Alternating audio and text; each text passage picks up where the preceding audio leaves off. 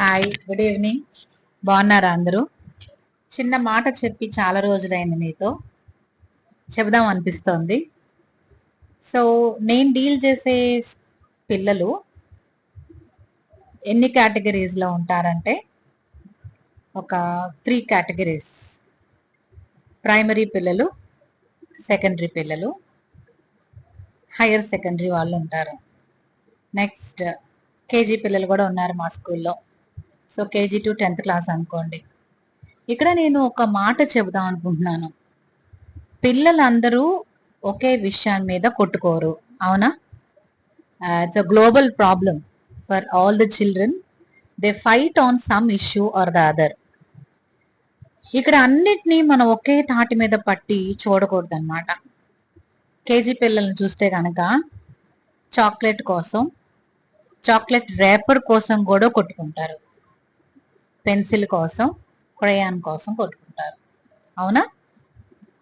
Primary పిల్లలు నాది వాడు తీసేశాడు, నా బుక్ని వాడు దాచేశాడు, వాడు బుక్ని వీడు చింపేశాడు అన్న విషయాల మీద మాత్రమే కొట్టుకుంటారు.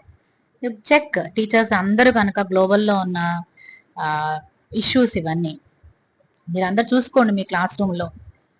మైనర్ ఇష్యూస్, వాడు గిల్లాడు, వీడికి ఇచ్చాడు, వీడు తోశాడు, వాడు తన్నాడు, అంతకు మించి ఇంకేమన్నా ఉంటాయా ప్రాబ్లమ్స్?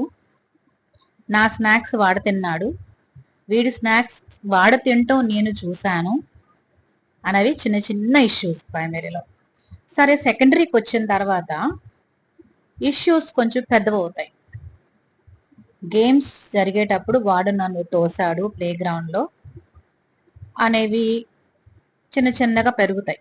ఓకే, ఇప్పుడు నేను చెప్పే ఇష్యూస్ ఏంటంటే mostly from 8th, 9th and 10th. 8th, 9th and 10th అనేది ఏజ్ ఏంటండి?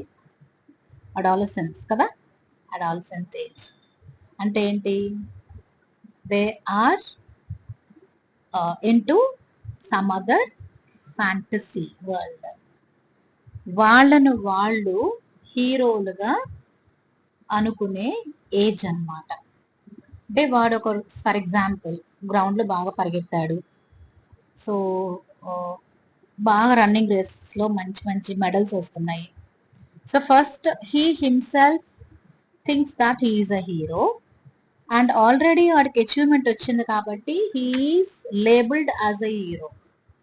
సో ఆ అటెన్షను, ఆ అట్రాక్షను వాడు he'll be projecting to the other children. ఇక్కడ